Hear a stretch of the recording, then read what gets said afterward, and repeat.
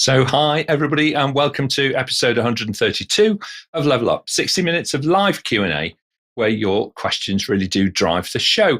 Ella and Adriana are already over in the chat, both on LinkedIn and on YouTube. So do please introduce yourself to them. Let them know your name and, of course, the city from where you're joining. And we will post a link into the chat so that you can vote up the questions that you would most like answered.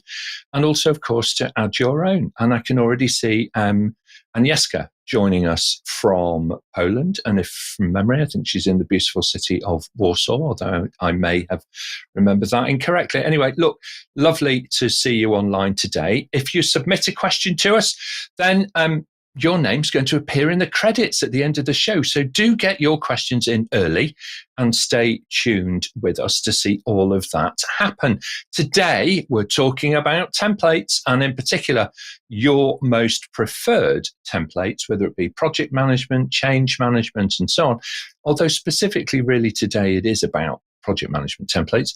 So it's time for you to open up your browser bookmarks folder and get ready to share some of the URLs, which are template specific, please, everybody, that you've visited on project management method websites that you have bookmarked that are your kind of go-to items, all right? We don't want the ones that are, exciting to find and then a little underwhelming when you open them up, all right? We don't want those. 5 empty columns of Excel is not helpful, is it, to anybody?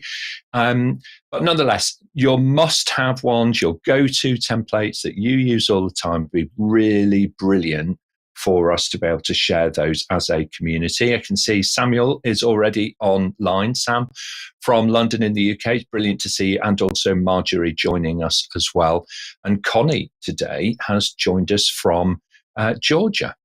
Over in the United States, which is brilliant. Now, to help us make sense of all of this, we have a really amazing panel to kind of help navigate through all of the templates that you can choose all of the time. So let's jump in and meet them straight away. Dianne returns. Dianne Rampadarath, of course, is a regular contributor here on Level Up and as the Assistant Director for the Public Service in the Republic of Trinidad and Tobago. She very carefully crafts her engagement with a range of stakeholders to deliver sustainable development programs. So, Dianne, I imagine templates are a pretty important feature of trying to get work done productively. Welcome back to Level Up. Thank you, Nick, and APMG International for the opportunity to be on the panel. And definitely, templates are an important part of the work that I do, and it helps to increase efficiency and effectiveness. I look forward to a very interesting show. Yeah, most definitely. One of the challenges, of course, for all of us is to remember just how old the template is that we're using. You kind of look back and you think, oh no, that typo was in there 5 years ago and I've still not corrected it. But there we are. That's life for you, isn't it? Sheila Roberts joins us next. She's the Chief Progress Officer for Resilience Professionals. So this never happens to her because progress is always making things better and getting things done and so on. She's also the co-author of a popular business resilience guide and course, and her career spans the trainer role, consultant, coach, and mentor for what I think is probably now high 3 figures, if not 4 figures, of successful project management professionals that she's worked with or through their organizations over her career. So welcome back to Level Up, Sheila. Lovely to see you.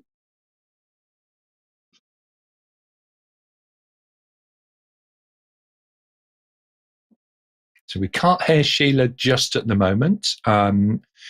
So I think we'll come back to her. Oh, there we are. Now we can hear you. Yes, we can. Thank you, Sheila. Go ahead. Yep.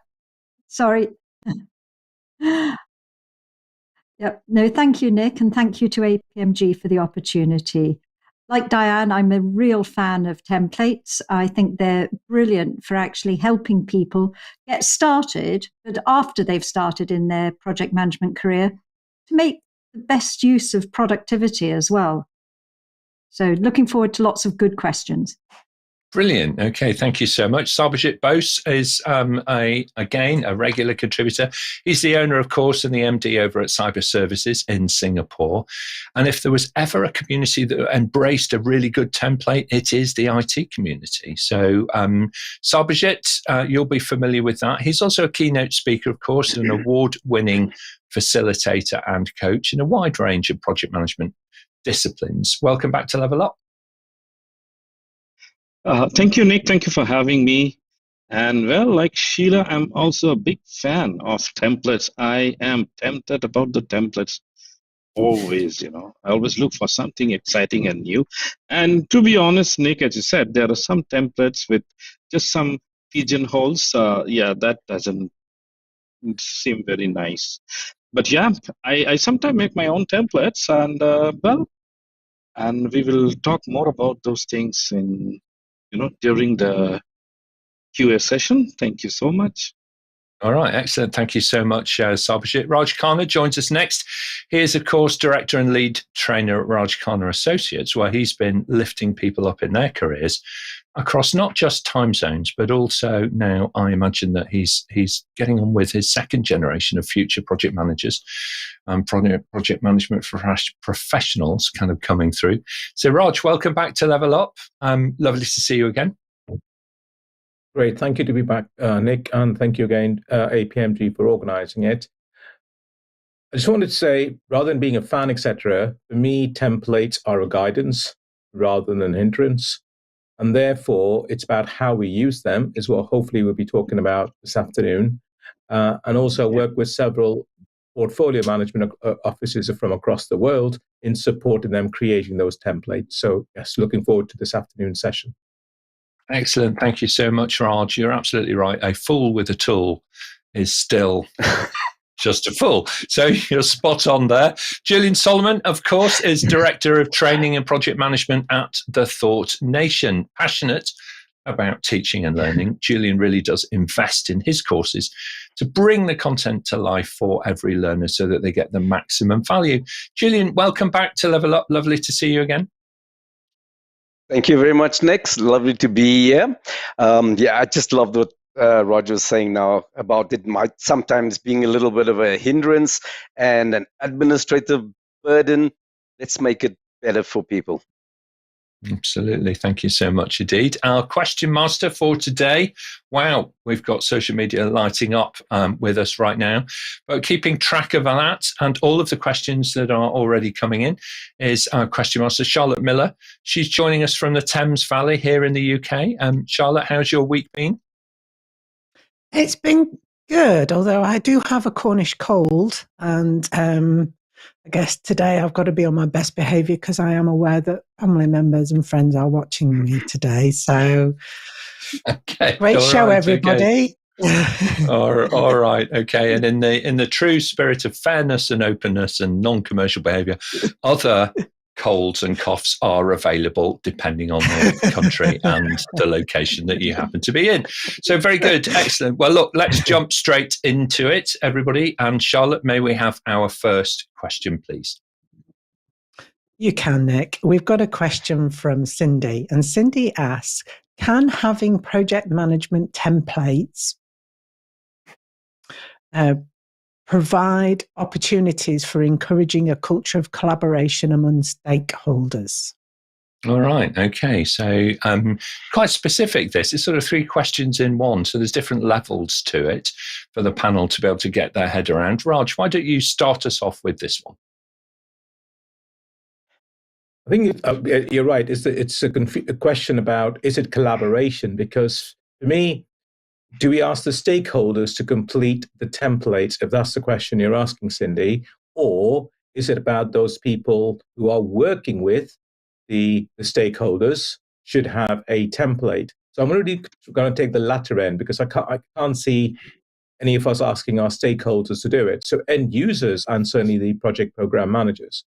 So if we are going to go to stakeholders with certain things, then I do believe templates would help, because you'll have some sort of questions that you should have answered in advance. So if you're going to create something like an empathy map, well, what is it? What are the kind of questions you should ask? So therefore, as I said in our introduction session, it should be seen as a guidance. So somebody preparing for stakeholder engagement using template will be far better prepared before they go and see them. Okay, excellent. Thank you very much indeed. Sheila, your thoughts, please, and then we'll hear from Sarbojit. Yes, I really think it all depends on how they're used. They can be used to help engender collaboration if they're used to develop things together with a facilitative approach. But if they're used complete, send out and say, this is what's happened, then of course that won't actually engender collaboration. So really, I think the key is to use them as a tool that will help you with collaboration, how you use them, rather than the template itself creating collaboration. That's a good point, isn't it? Because collaboration is, it's an active experience, isn't it? It's not kind of, it's like forcing people to have a good time. It's really hard to force them to have a good time. So it's the how, which is super important. But I do agree with you, a tool or a technique, that can kind of accelerate it, help it along. It's most definitely the how. Spot on. Thank you, Sheila. Sarbojit, your thoughts, and then we'll hear from Dianne. Right. Thank you so much. Now, I do agree with Sheila, what she was saying. And, project management templates are basically, it's like a cookie cutting. Now, we like templates. It's a good thing to use. But however, we must also be very much concerned about, the different stakeholders and different culture they come from. Sometimes they have a different understanding something. So we might want to customize the templates a little bit to fit to their needs and specific requirements. Except for some, like the templates, like when we use the traffic light. Now that is a universally understood color code. So that might not have a big impact, but other things I have seen do cause sometime an issue, if you're not using it properly. No, that's a very good point as well. We'll come back to things like accessibility later on, because we do have a lot of templates now, which of course, instead of being physical, they're electronic, and they, share status updates and these kinds of things on intranets and, with stakeholders remotely and so on. So it's a really good point to mention your choices of colors and accessibility is, and also culture is a very important combination. Dianne, your thoughts on this one, please. The templates are standardized documents where the information collected by all persons can be easily accessible, and everyone would be inputting the same type of information. So in your decision-making process and collaboration with stakeholders, when everyone has access to the information, there'll be a less possibility of perhaps misinterpretation or miscommunication to encourage collaboration. Okay, thank you very much indeed. Raj, your thoughts, please? No, I made my point on this earlier, Nick. Nothing more. I think the panel have covered the point on that issue for now. Thank you. Yes, you did. Thank you very much indeed. And what a great question, Cindy, to start us kind of off in the show. So let's have a look and see who's joining us from Poland. Agnieszka, we mentioned a little bit earlier. So she's online this afternoon my time, this morning, of course, for Dianne over where she is joining us from. Also joining is Connie, of course, from Georgia over in the USA. Connie, I do hope that February is treating Georgia kindly, as sometimes the weather there can be somewhat challenging. But lovely to have you online. And also we've got Marjorie joining us from London, and I can sympathise, Marjorie, with the weather that we're having at the moment in the south of the UK, because I share it with you in the Thames Valley, of course. Nicaragua, we've got Hope joining us. Hope Castillo is online. Brilliant to see you there, Hope. So thank you very much indeed for joining. I think we've had some folks from Nicaragua before. So well done for representing your country. Lovely to see you as part of the audience today. All right, excellent. We also have some really good commentary in the chat as well about that last question. And we're just chasing down really who our mystery guest called E actually is. So we'll get to that. But really good comments. It's about kind of thinking about, it really matters if you are. Thank you, Elliot. Thank you so much for shedding a little bit of light on that and helping me out there. From Austin in Texas, of course, a fine city, my friend. For agreeing with Sheila and actually the rest of the panel, it depends. And I think that is going to come up quite a lot. All right. This really only matters if they are a stakeholder in your team or enterprise. Okay. So that's Elliot's thoughts on that particular question. Excellent. Very good. Keep them coming. Producers who are out there online. Charlotte, I can see some live questions stacking up. So let's crack on and we'll take our next question, please.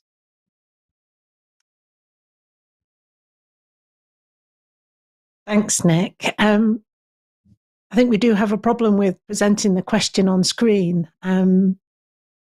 Okay, so well, let's read the question out. Don't worry about the technology.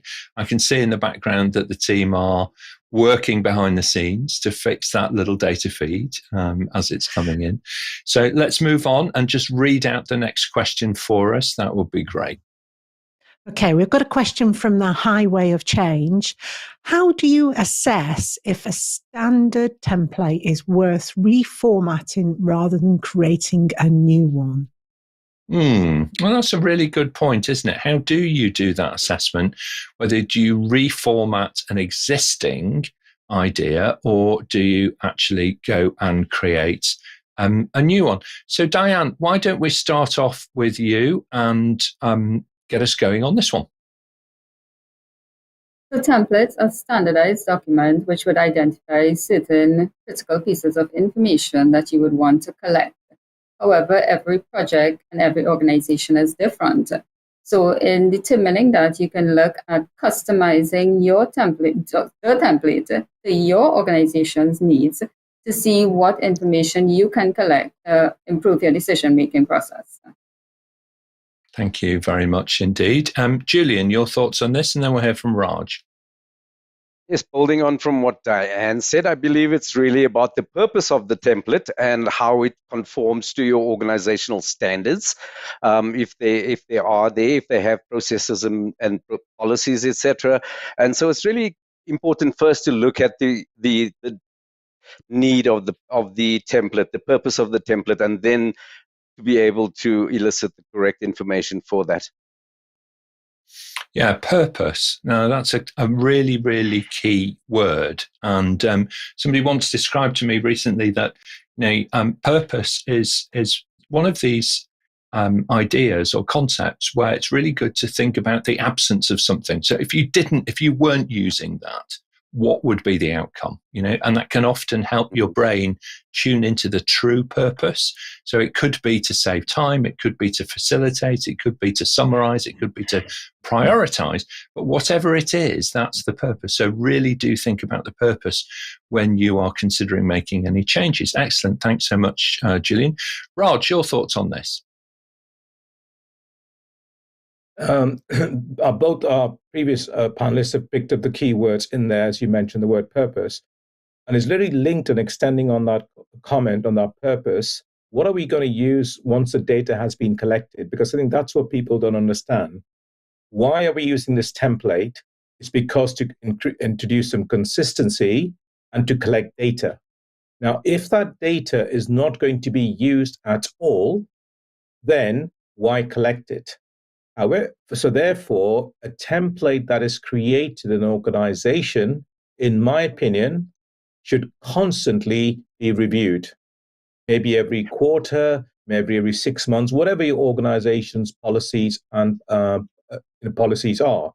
So therefore, if your current template is giving you all the necessary information that you need to make a decision, then carry on using it. But if it doesn't, review it. You either drop a column or add a column and constantly update it. That's what I would suggest. A template should never be the same 15 years later. It has, and it should have changed based on your learning. Yeah, thank you very much indeed. It's a really good point. And Sheila, final thoughts on this? Yes, I think the others have all made very good points. And the only thing I would add there is that you need to think about best practice and organizational practice. So if you want to reformat and make it relevant to your organization and aligned with best practice, you need to actually do that dual assessment of, does it align with best practice? Does it align with organizational need to fit the purpose, as people have previously said? Okay, thank you very much indeed. All right, thank you. We are kind of troubleshooting a couple of little gremlins to be able to get the data feed right. So we are going to move on in a moment. We're just getting our next kind of question ready. And what we're going to do is pop it into the social chat, I think, first, and then we'll pick it up from there and be able to display it on the screen. But in the meantime, Charlotte, I think if we could bring you back on, please, and then we'll take the next question so that the panel can begin to share their answers with us. Thanks, Nick. So the next question, I have successfully used a template in a previous company. Can I use it, or do I need to use the template created by my current organization? All right. So it's often the case, isn't it? When we move jobs, we kind of remember really high value things that we had before. Sheila, why don't you start us off, and then we'll hear from the rest of the panel. Thank you. And here, I think it's that old answer of it depends.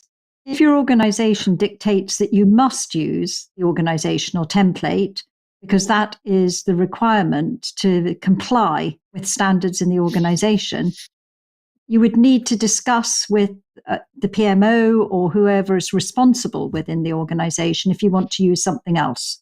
It doesn't mean you can't use something else. And if there's not an organizational requirement to use the organization's one, it would be really about the justification for using something different. Is it better? Does it fit this particular project better? So it all depends on context, I think. All right. Okay. Thank you very much indeed. Julian, your thoughts? It's very much context, and I agree. I think you can use templates if you've used it previously, but then you need to adjust them to the organization. A lot of templates use standardized language, and so organizations like to have the standardized language in the templates as well, because then there's a common understanding, and that makes it a lot easier. So if you're bringing something in that has a lot of different terminology, it could actually create a little bit of a difficulty. Yeah, it's a good point, isn't it? Because I think a lot of organizations do that. Sometimes it's industry specific as well. So there's a particular term used. You know, you may have used a generic term when you were learning about project management, you know, some form of, I don't know, gateway review or, you know, something along those lines. And then within an industry, though, they may call that something else. And it's quite important not to confuse everybody even further by introducing a term, or even worse, an acronym, crikey, that they may not recognize and may not fully comprehend. All right, excellent. Thank you very much indeed. So let's go on, and we'll take Sarbojit next, and then Dianne, if we may. Okay, thank you so much. Well, Cindy, I would tell you that if in your organization, it's not a very big deal to use something from any other place other than your organization own. So why don't you try out something new, and especially you want to innovate something, so you can go ahead and use some template.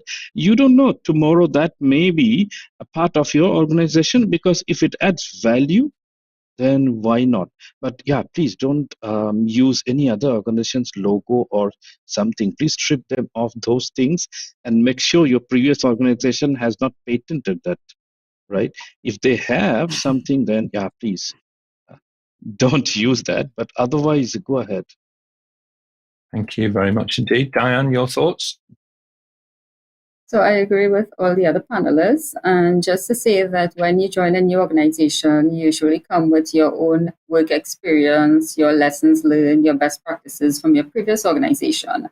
So once you are permitted to suggest changes to the template, then I think that you should, because it can help to improve efficiency and help with decision making as well. So once your organization approves that, it should be okay. All right. Okay. Thank you very much indeed. And Raj, your final thoughts on this, please. I mean, a question was asked me by a chief constable of a police force in the UK about 4 years ago, where I worked with them to develop a portfolio management office and associated policies and templates. And the question was, if I was to bring in an external consultancy organization who we were paying a lot of money to, what methodology should we use, ours or theirs? And my answer was, it has to be yours. It has to be the corporate, because that's what we've created it. So therefore, obviously, we don't know who raised the question. I would go back to everything that the panel has said. We must use the organization, but I'm hoping the organization that you work with is a learning organization. And therefore, my comment to the chief constable was, I wouldn't mention any proprietary consultancy firms' names, but should they come up and say, this is what we use? And the comment, panel mentioned, do those extra columns or the lack of them add value to what we're using, then we should enhance ours. But what we cannot be doing is creating and using something that the organization does not believe in. So yeah, we need to feedback, make sure there's an improvement, and that improvement can then be used by other members of that organization. Thank you very much indeed. Really good points there, isn't it? Because sometimes the big firm consultants, they come with their own brand. They come and they almost impose themselves, on organizations. And the higher the day rate, the more imposing sometimes, that can feel. But I agree with you, Raj. I think it's for the consultant to understand, to listen to the client and to understand the client's situation first and put the client first. And so translate whatever it is that they're doing into that local language. So very good. Thank you very much indeed. That's brilliant panel. So let's now get on, if we can. We are still troubleshooting on behalf of everybody, so we're going to use the social feed in the interim to be able to figure this out. We do have that to use, so that's okay, and that's working very well. So Charlotte, if we can, let's take our next question, please. Thanks, Nick. The next question is, do project management templates have to be related to a specific project management methodology? Okay, Sheila, why don't you start us off and then we'll go to Raj. Thank you. Yes.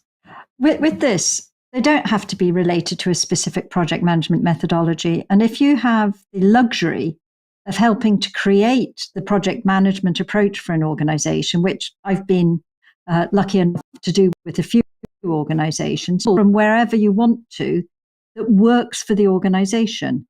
And you can mix things that organization specific, more than one method as well.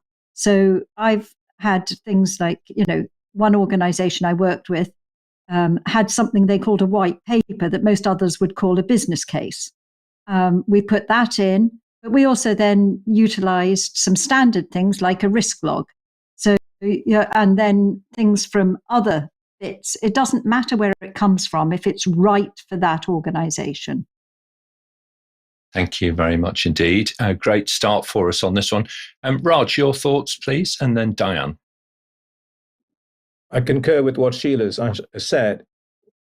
There are different methodologies out there. As we know, there are lots of different project management methodologies that could be there, using different terms.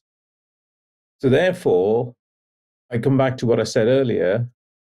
Every organization, in my opinion, should have an equivalent of a portfolio management office, which for me should create its corporate approach It's policies, procedures, the registers you're going to use, the template Sheila mentioned about a business case, whatever you're going to use, which add value to the organization, we create our own at that level, at portfolio level. And the department should be given the same credence as a human resources department. And I come back to this concept of a template.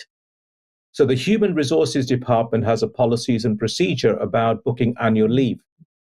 Now, for you to book your annual leave in the organization, you have to complete every section of that template. Going back to earlier, you cannot then create your own template for booking annual leave. You have to follow the corporate procedure. And therefore, for me, whatever we do at an organization level, we have to then create the templates, which are then whatever the organization is doing in terms of its programs and projects should all use the same template. And it should be organization dependent and not methodology dependent. Okay. All right. Thank you very much indeed. Dianne, your thoughts, please. So I agree with both Sheila and Raj that it's not methodology dependent, that you can use whatever template your organization has. But also in terms of improving efficiency and effectiveness, if there are particular templates or methodologies, you can utilize them. So for example, if you're using an agile methodology, you can use the agile sprint plan template to assist with your project implementation. Thank you very much indeed. So let's go back to the panel view. Just a few thoughts for everybody then, kind of on that. As we're thinking these things through, our challenge is, of course, in all of these situations also to consider that we are now in 2023 and templates provide a standard layout as well as the data that they capture. And of course, many of us are using wizards and RPA routines to be able to move information around an organization, concatenate it and present it in different ways. So if you are already using workflows in your business, and many of the ecosystems, whether it's on Google or on in AWS or in Azure, you'll be familiar with this. Picking up data from one location, moving it around and presenting it in a different way and in a different style. Those will be important things. So changing a template, all right, you may think it makes it look cuter, but actually just do check with colleagues if that's going to work for their automation as well, because it's often this kind of thing can happen behind the scenes a little bit for users. All right, so it's always a good question to ask. Let's go over to social. I'd like to give a bit of a shout out, if I may, TD, to some of the folks who are online. So thank you very much for joining. I can see a huge number of people who are contributing today. Wandimo, lovely to have you back again, a regular supporter and viewer of Level Up in Ethiopia. Thank you so much indeed for joining us, and I hope to see some good questions coming in from you. Wandimo, I can see one already that you've submitted, my friend, so it's brilliant to have you with us today. And also, Labao, thank you very much indeed, joining us from Vietnam. Ngok, so brilliant to have you as part of the audience today. Do get your question in as well. I'm just scanning down the questions. We do actually have one from you already. Thank you very much indeed. And I hope that we can get to your question very soon, Ngok. So we will do our best, all right, with that one. And let's move on then. I think we should, so that we can take our next question to the panel. Charlotte, if we're ready, let's do that, please.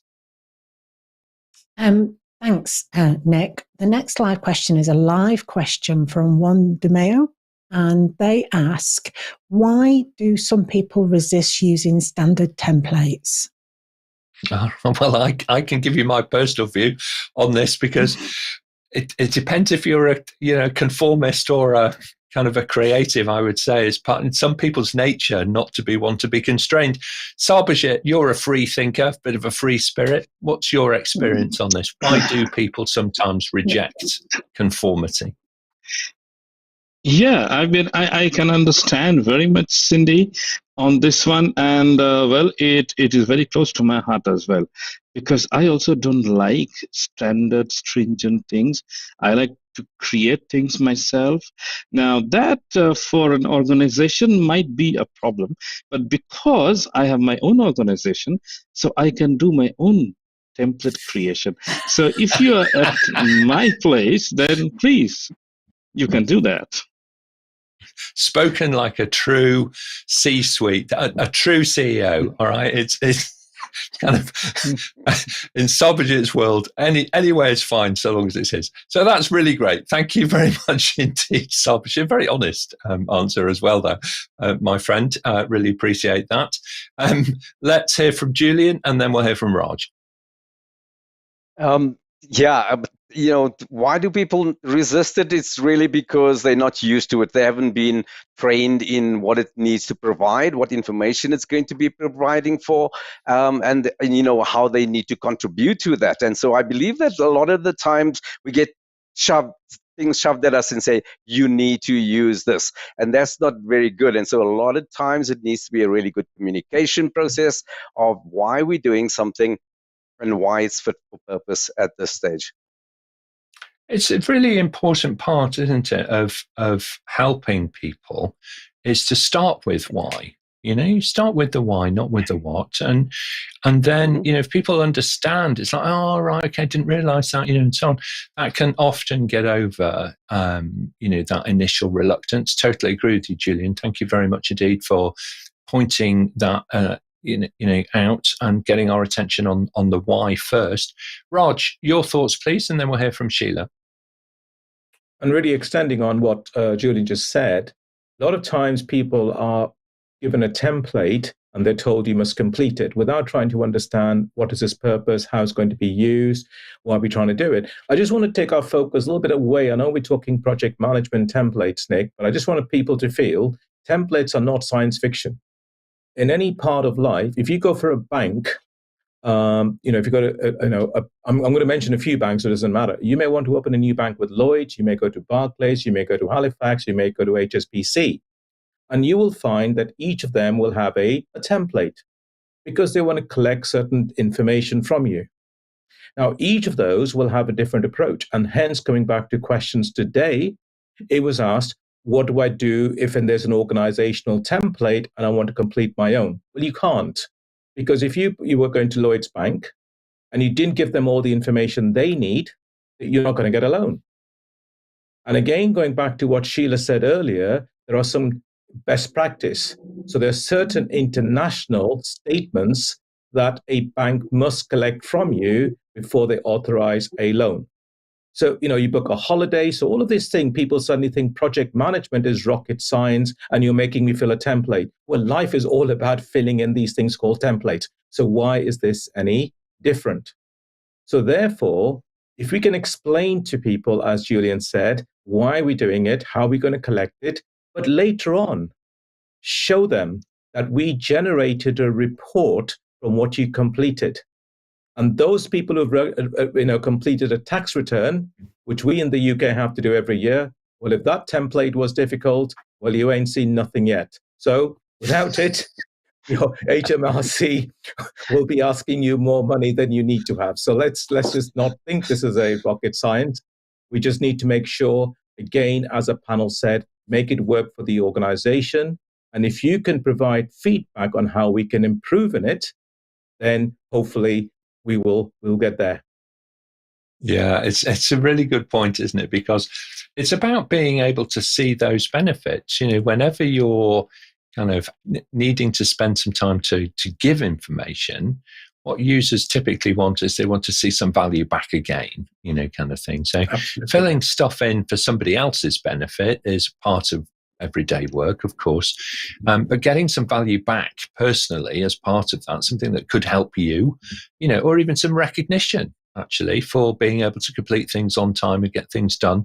When you're running a large portfolio of programs and projects, it's super important that your quarterly, report has up-to-date information in it. And if people are late, that impacts not just that project, but also potentially a whole chain of other people are impacted along the way as well. So very good point, Raj. Thank you very much indeed for your thoughts on that. And Sheila, I think you're back with us. So final thoughts from yourself on this. Yes, I agree with what others have said, but I think it could be a lack of confidence where people aren't sure exactly what to put in the template. So, for example, I mentioned the business case. If you've got costs as a heading, do you mean the cost of the project, the cost of the project internal costs, direct costs, indirect costs, supplier costs? There are all sorts of different ways you could interpret a heading. And unless somebody's confident they're putting it in correctly, they may be very reluctant to do it.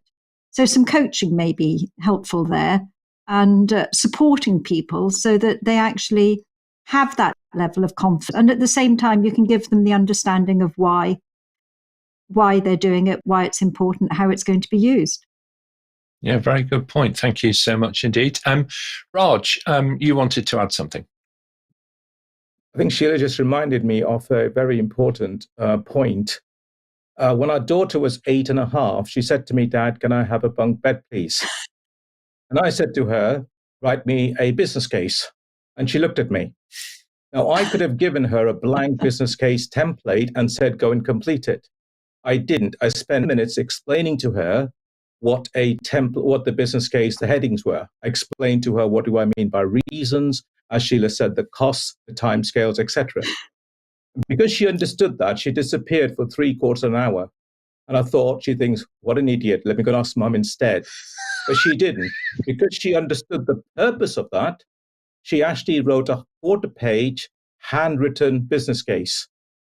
And, yes, she did get a bunk bed because it provided all the necessary information for me to complete. And she understands the value today. She's now 28, and I can say to you, she's written several business cases. So I think the key point Sheila has made, which is so important, don't just give people templates, provide guidance, give examples. What do you mean by risk? Here's what we mean. Here is an example. And if we can explain to people what it is, then I do believe. And as I said, get an 8.5-year-old to write a business case, try it, it works. Yeah, what a great idea. What a lovely concept as well. And I do wonder sometimes, I remember as a parent, when you went in to see your children's work when they were little, when they were about that age, and you went to their school and you were reading their daily diary, and it was fascinating reading what the children had written about the weekend that you remembered very differently, what they observed about the weekend, when you went to the seaside or something like that. So that must have been an interesting read. Thank you very much indeed, Raj. Now, I suppose that point, though, about language is very important. We're often working now with on projects and programs that have teams from different parts of the world and who use language in different ways. And many colleagues are working in their second or sometimes their third language if they are working in English. So it's worthwhile considering, if you are an author of templates, don't just think about color in terms of accessibility, but also vocabulary. Is there a way that you could use an international vocabulary that is clear and concise rather than using a colloquial term that you yourself as a first language speaker may be more familiar with? Okay. All right. So those are things for all of us to be able to consider.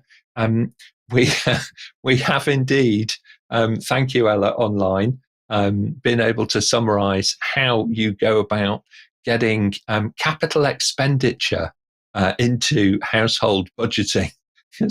I'm not sure if, Raj, if you actually asked your daughter to also provide how many years are we going to depreciate this asset? Because if she was 8 and she's now in her 20s, at some point her feet must have reached the end of the bunk bed. So there we are. There we are. Okay. All right. Very good. Let's move on then, if we can, please, team. Charlotte, let's take our next question, please. Thank you, Nick. We've got a question from Lee Bio. They ask, what are key elements when checking if a project management template is suitable for context? How to start a template for a company that has never used one before? Context. We've had quite a bit of this so far from the panel. Sarbojit, start us off, and then we'll hear from Dianne. Yes, thank you. It is very good that you asked this question, because organizations who are mature, they would have a very standard project management methodology defined. They will have a PMO, and they will also have an archive of a rich amount of templates that needs to be used right from your project initiation till the end. And when you close the project and do your post-project reviews, everything into detail. But if your organization is new or hasn't had a project or a PMO office before, so please, you can go to Project Management Institute PMI webpage, and you can get a lot of good templates. And because I was in the board in Singapore chapter, so we helped many organizations and even many project managers that I mentored how to use different templates, and especially from this region. And it helps, because I know that many organizations are still not that mature, but to let them understand the value of this and why PMI, they recommend some of the projects and the templates that needs to be used, and help them to use. And maybe you can also approach your local chapter of your PMI, and perhaps they might help you. If not, you can also approach one of us in the panel, and I think we will all be very happy to help you out in this. Okay, thank you very much indeed. Panel, I'm going to hurry you a little bit now as we're starting to run out of time. Dianne, quickly, and then we'll hear from Sheila. Sure. In starting to develop your template, you can start as a platform with the goal of the organization or the goal of the project. And you can scope your works and map these out while you're building your project implementation plan. You can also look at ensuring that your stakeholders also have a contribution to this plan, so that your templates will be easily accepted by everyone. Thank you very much indeed, Sheila, and then Raj. Yes, thank you. And I agree that we should introduce them in a way that people can cope with. And if the organization's not had any templates, it's probably best to start it simple and as straightforwardly as possible, get those established well, and then introduce any others, or to introduce any level of complexity that might be wanted. But keep it simple to start with, give people support, let them learn how to use them well. Okay, thank you very much indeed. And Raj, final thoughts? Over the last 20 years, as panel will know, I've been involved in project program management. And really, in the last few years, we've now got the advent of the Praxis framework. And I would recommend, if anyone, all those people listening to it, look at the Praxis framework, which has taken 4 frameworks and created a single framework that covers all the various project program management. When we go there, it's available free. And at the end of that, there are some free templates you can download, both for the policy documents and for the templates like risk registers, issue registers. So certainly I would thoroughly recommend anybody listening to this do visit the Praxis framework, and it's free. Download it. And then, of course, as Sarbojit has said, please contact any of us and we will help you. But I certainly see it's free. Do please go to the Praxis framework. Yeah, it's a really good point, actually. If you're watching online, all of our LinkedIn profiles are listed for people. They're on the apmginternational.com website. All right, just go to apmginternational.com, look for events. You'll find today's event. You'll find all of the panelists featured there. So do send a polite request, expand your network a little bit. You have some fantastic resources in front of you, mentors, coaches, people who really know their stuff. So do reach out to them and connect with them and grow your professional network at the same time. All right, very good. Thank you. I think we're up for we might fit one or two more questions in, Charlotte, if we really hurry. So let's take our next question, please, if we may. Thanks, Nick. Next question is from Willie Hernandez. Based on your experience, how many templates are you usually Sorry, I do apologize. Based on your experience, how many templates are usually used during the course of a project, and how useful is it to use fewer templates as possible? All right. Well, I think this is going to be one of those things. Raj, start us off. Then we're going to hear from Julian, and I think I think I can anticipate the answers. Go ahead. I mean, yeah, how long is a piece of string? So I think the first thing I would suggest, I'll go share with two organizations that I work with. The second one, we created these templates and a group of project managers, they're just too many. So my question to them was, which of those do you want to leave out?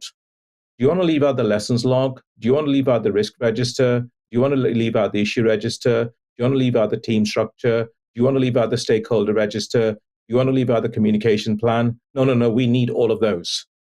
So I think it's more about experience.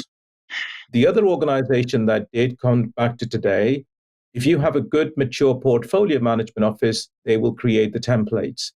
And what this organization said was every program project manager for 3 months must use every single one of them.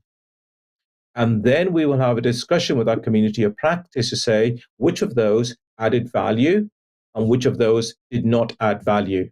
And I think we have to have some discussion within the organization to say, what are we doing? Does it add value to the organization for our auditing purposes, for our reporting purposes? And if that's what's required, then you need to include them. So therefore, do your Moscow prioritization on your template and decide which ones you need. So I would suggest, if you look at that 10 or 12, they'll all be needed, or 15, but you need to decide which ones. Okay, thank you very much indeed. Julian, final thoughts on this, and then we'll take our last question. Yeah. Very easy, Nick. I worked with a company that had 37 templates, and it was crazy. I have a rule: if no one's going to read it, don't write it. All right, so don't use a template if no one's going to use it and get value from it. So it's really important to understand what you really need and then use that appropriately.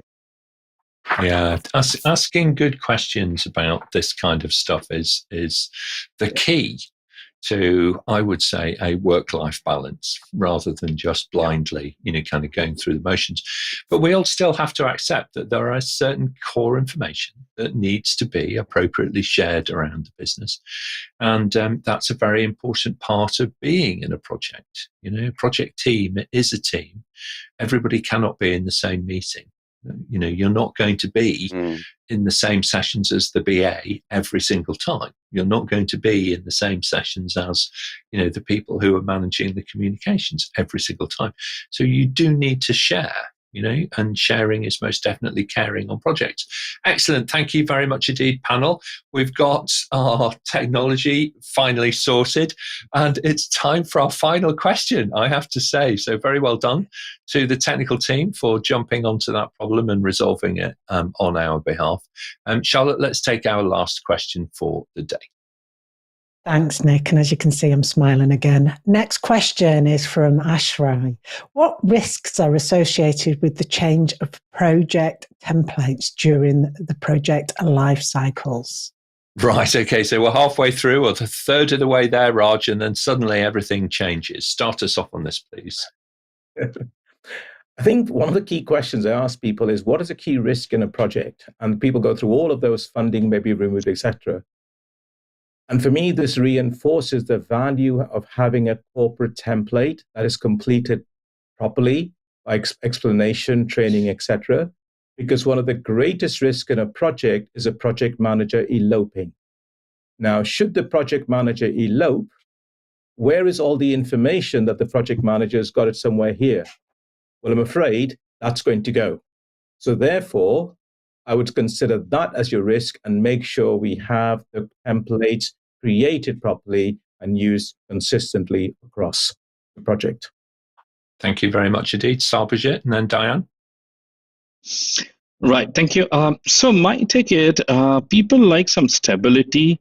The templates are there, but we also have an SOP and standard forms to be used in projects. But if we change them, there could be big chaos. People might not understand. The stakeholders will have an issue, and there could be huge communication gaps arising out of it. So my take is, during a project lifecycle, let it stabilize and use. You can change afterwards. Excellent. Thank you very much indeed. And Dianne, final thoughts? So if you're using the Agile project methodology, which is very fast-paced and easily adaptable to change, and also where each sprint is a mini project, a change during the project lifecycle can actually ensure that you don't meet your targets and meet your sprints on time. So it can affect your project implementation. Excellent. Thank you very much indeed, Dan. Thank you. Well, there we are, people. Even within a project, things change, and you need to manage that change proactively as you kind of go through. So we've had a fantastic journey through the marvelous world of project management templates today. Thank you, everybody who's been online. Made us such a strong contribution as well. Let's get some closing remarks from the panel, super quick, if we can. Dianne, start us off, please, and then we'll hear from Julian. So a very interesting show with a lot of interesting questions, and I also learned a lot from my panelists. So thank you. Thank you very much indeed, Julian, and then Sarbojit. Thank you. I think we shared a lot of information about how templates can be used more effectively for progress, performance, productivity, efficiency, etc.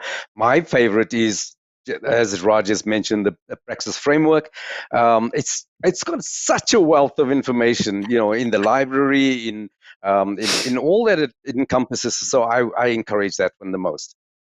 Yeah, it's a really, really super resource, and it's free, and that's always nice, isn't it? For a Friday afternoon, free on Friday.